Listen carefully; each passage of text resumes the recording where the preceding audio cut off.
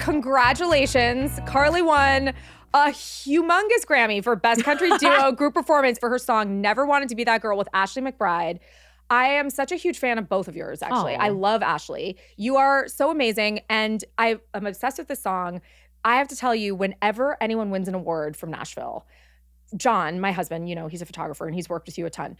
I act as though like I am personally compensated by it. Like I am jumping up and down. I get so thrilled as though I am winning an award. No, she's like a proud mom. I really am. That's awesome. Yeah. What is a bigger giant platform than the Grammys? And you won. Yeah. Is that crazy? Yes.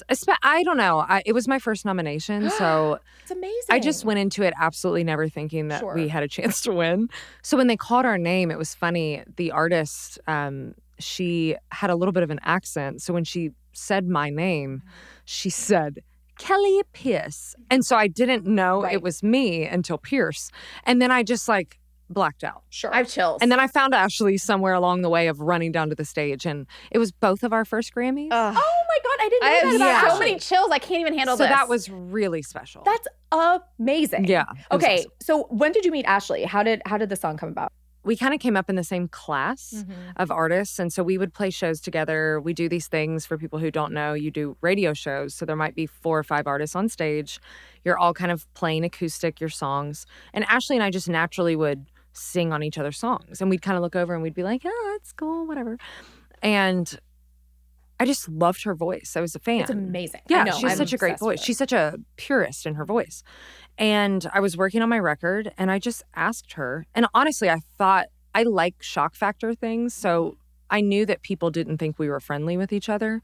And I also knew that we would be a very unlikely pair to put a song out together. So I just asked her if she would write a song with me. She said yes. We got in the room. We wrote this song and we loved it, but I never heard it as a radio single. Like I never heard it as a hit. I thought it was just a cool moment on an album. And then we got in the studio and I was like, oh my God, like the track and just when the song came to life, it felt bigger than what we thought. And just this, every star aligned for us to both be able to put it out. Both of our teams were in support of it. And it, again, talk about another song that subject matter is not exactly what you think you're going to hear on country radio, especially now. And we just, I mean, it pretty much, we said this to each other at the Grammys. This song won everything that it could have won. I mean, it won CMA, ACM, a Grammy. So it's incredible. Just, it's really fun to just, it all came off of an instinct of loving somebody's voice. I loved school as a kid, so I was prefaced by saying I wasn't trying to get out of school, but I just knew I wanted to sing. So I saw an audition. I'm from outside of Cincinnati in a small town in Kentucky. And I saw an audition in Cincinnati for Dollywood to sing in country shows. And I was like, well, that sounds cool. My 15-year-old brain was like, I'll be 16. I could drive myself there. Sure. It's great. So I auditioned, got the job. My mom and I, which at the time I didn't even realize that my mom was uprooting her life to drive me and live with me in Pigeon Forge, Tennessee, Gatlinburg. And I worked 6 shows a day, 5 days a week. Oh my gosh. At Dollywood for 2 years. Wow. You were really committed. I just loved, I loved to perform. I knew. How did that feel performing for the first time? It was it the first time? It wasn't the first time. I grew up singing in bluegrass bands and all kinds of things like that. But as far as just like a steady paying job, I thought I was rich. Yeah. I was like, I'm getting a check every week. I think this is amazing. It was a great first job. I mean, it was my first job. And then how did you leave Pigeon Forge in Dollywood? Like what was the next thing? I just moved to Nashville. Yeah. I just worked a bunch of odd-end jobs trying to make my own schedule so that I could write songs and do all these different things. And I was a backup singer. I worked in retail. I was a server. I was an Airbnb cleaner. Wow. And I met Busby, my then producer, my late producer, and we started working together. And I still was cleaning Airbnbs. We wrote Every Little Thing, which went on to be my first hit, my first number one. Which was huge song. But I had so many people in the industry over those years say, oh, you're too country. Oh, you're too dated. You would have been so good in the 90s. You would have been so good in the early 2000s. Da, da, da, da, da. And so I just heard no, no, no, no, no, no. And so I kind of just paved my own way and didn't wait around for somebody to do it for me. And it was wild. I mean, Every Little Thing, even 6 years ago, there were not a lot of female artists being played on radio. You certainly didn't hear a lot of heartbreak ballads from new female artists. And for whatever reason, this song just kind of broke a lot of the stereotypical things that you hear in the music industry and changed my whole life. And it's funny because I feel like now I'm able to kind of take those creative liberties and put out songs like Never Wanted to Be That Girl or write an album called 29. Like, that's kind of what fans expect of me. And that's such a cool place for me to be in. Well, and it's so authentic. It's Yeah, like it you is. made what you wanted to make. Totally. And it took a lot longer than I wanted it to, but it honestly was exactly how it was supposed to be. Right. Like, would you have even better. wanted it if you could go back? Would you have even wanted to be? Honestly, I don't even believe in like overnight success. That's what I was because, going to say. We talk about it all the time. What is that? Like you're not overnight. Like No. whatever you've been doing is your craft for a very, very long time, whether people just now notice you. But this is something most people have been working at for so long. For sure. And I tell young artists now, trust your process because everybody's trying to get from point A to point B. And it's never going to be a straight line. No. You may go this way and back this way and over here and maybe this way a little bit more, but it's all going to lead you to connecting the dots to get you there. I mean, every human being that could have told me no did it, maybe once, twice, 3 times over. I was told to move home. I mean, all kinds of things, but I just stuck in there and met Busby and a guy named Daniel Lee, who at the time worked for a publishing company that I'm still with. And they just believed. And I really do believe, like, no matter what you're doing in life, it just takes one person to say yes. Yeah. To just fuel that inner drive that you have. You know, as you said before, it's not A to B. It's not a straight line. I mean, each thing can, loop you around, but somehow you find your way. Well, I did so many things that, like, by industry standards were stupid moves. I mean, I went for a summer and moved to LA and sang backup for an actress who at the time was pursuing country music. Her name's Lucy Hale. She was on Pretty Little Liars. At that moment, Instagram was hitting. She made it her mission to make her fans follow me. I got a huge following from her. I got so much experience just singing in the background on Ellen for her and all these different TV shows. I mean, like, just these little things that people are like, you're going to fall into the background singer role. And it's like, no, that helped me. And I said yes to that opportunity, even though it wasn't the center mic. And I learned a lot. You know, again, it hasn't been a straight line for us either. And people can assume it's overnight success. But one of our things we always say is we said yes to a lot. Everything. You know? And you just don't know what's going, like, sometimes things might be small. Sometimes they might end up being big. Or sometimes they get you to a center mic moment. I mean, not that we've ever look at me using things like center mic. This is the most center mic moment we've ever had. I literally did. I've learned the term center mic exactly 10 seconds ago. So You used it right, though. Thank you. I appreciate that. Talk about your tour you're on with Blake Shelton right now. Oh my gosh. Tell us about that. Everything. Tell us everything. Oh my gosh. Well, I actually was on tour with Blake. He was my first arena tour back in 2018. Wow. Were you nervous? I was terrified. He just kind of took me under his wing. So it's very rare that you get to tour again with somebody. And now I'm in the slot, like the bigger slot, which is exciting to get to be with him and be like, hey, you believed in me. And now I get to come at like a bigger level with you. So he's great. Gwen's great. I mean, I really love them as people because they're really just normal. I've never met, I think, either of them. No. Which is the most normal. That's what I've heard. Beautiful. Yeah. Human. A lot of people feel like they know Blake. I feel like I know Blake just from being Yes. on The Voice. Yes. He's Right. so he seems so funny. He is exactly like that. Okay, good. That makes me happy to know That's that. the best thing to hear. It seems like Gwen is too. Gwen. Oh, I mean, like I know her. No, Gwen Stefani. I know. It's probably She used she's to probably come full off name. of her bus. I'm sure this will end up somewhere, but she used to come off the bus and I would like stare out the window of my bus and just watch her. And be like, oh my God, there she goes. And I would like take pictures of her. And it was kind of when they first started dating. And I was like, oh my God, they really are dating. Okay. And there she goes. And she's in camera. Where's she going right now? My favorite is that first time he ever introduced me to her, it was in catering. And he's like, hey, Carly, come here, meet my girlfriend, Gwen. And I was like, oh my gosh. I freaking know who your girl. I was Yeah. like, hi, Right. Gwen. What do you say? What do you Like, do? I literally was just like, hello, Gwen. Nice to meet you. Like, everybody know. knows. But like to him, she just is know. Gwen. I do want to talk about your dogs because you are a crazy dog person like I am. I am. Joanna's just got a dog, so she's a recent I'm a crazy new. dog. Welcome. Yeah, she's pretty cute. Yep. What's her name? Mabel. Oh, it's cute. Mabel's a Muppet, an actual Muppet. Mabel looks like a Muppet. And my dog is a cartoon character. What's your dog's name? His name is Indiana. Cute. He's the naughtiest dog in North America. He's so cute, but when I tell you, the other day he just ate a succulent. He's like a floppy monster. Like he doesn't But even tiny. Yeah, Not so- tiny. A medium dog, but skinny. No. He's pretty small.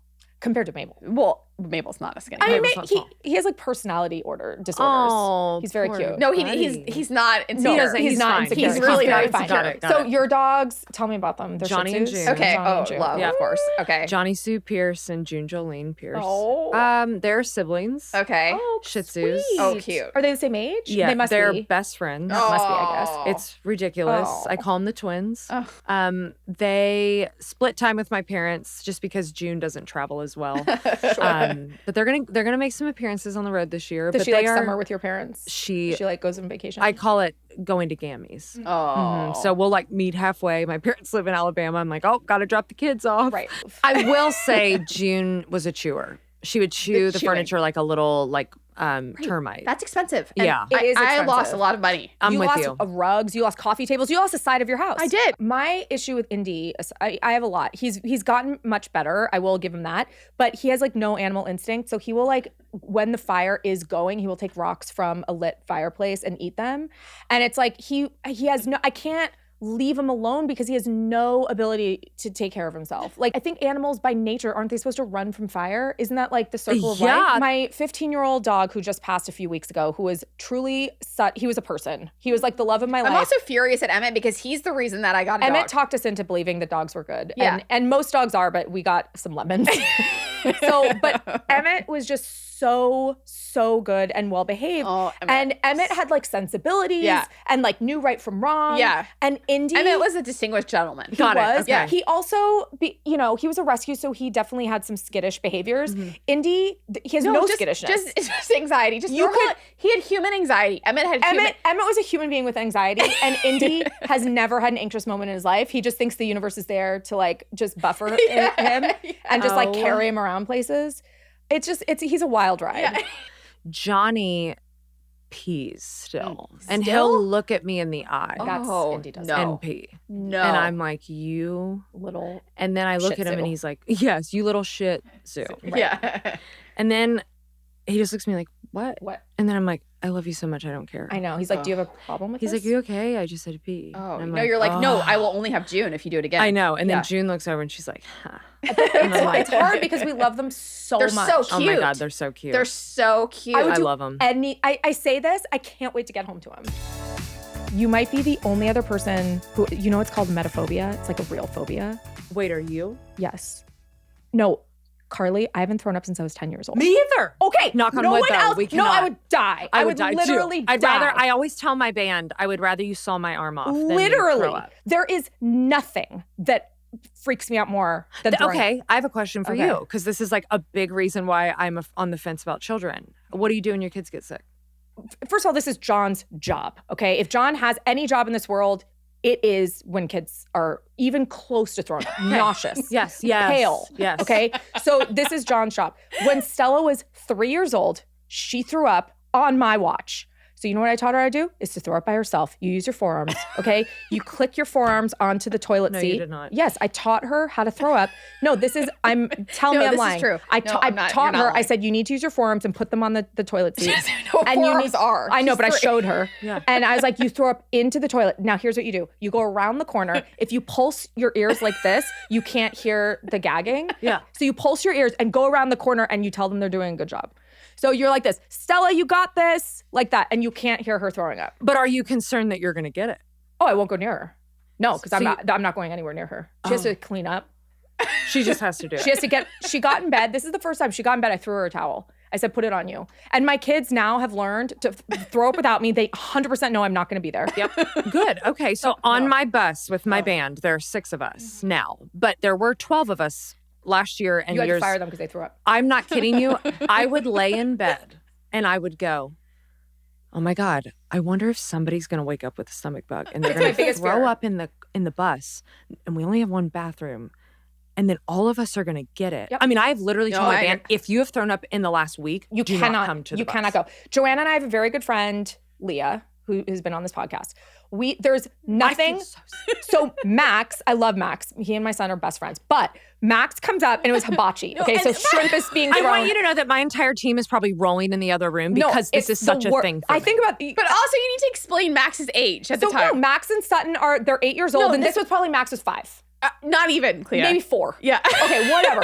All I know is we're at hibachi, right? It's like a corner table and like shrimp is being thrown and fried rice and whatever. And it's like the smells and the sights. And Max comes around the corner. I'm sitting like on the edge with Leah and his hand is on his mouth. Is this your child? Nope. No, I would never allow my child anywhere near me like this. So Max came up to Leah, and Sutton would know better. Max comes up to Leah with his hand on his mouth. When I tell you, I pushed this 5-year-old down like a freaking Super Bowl football player. I pushed him to the ground and ran out of the restaurant. Max threw up everywhere, but I was not there. But you weren't there. I pushed him to the ground. Is that not true? I would push a 90-year-old woman out of the way. No one is throwing up around me.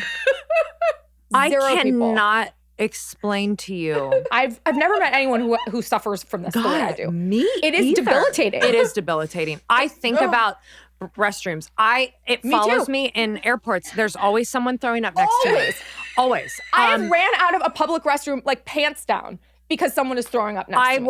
At Bridgestone? It ruins me. Are you kidding me? It wrecks me. One time on the red carpet, the stomach bug was going through a bunch of the artists at the ACMs, and I had to bypass some interviews because I was like, I cannot use the microphone. It's my biggest fear. When I found out throwing up could be a symptom for COVID, all of a sudden I was just worried about the throwing up part, not me too. actually COVID. I would rather truly be run over by like a car than throw up. So I really do understand this.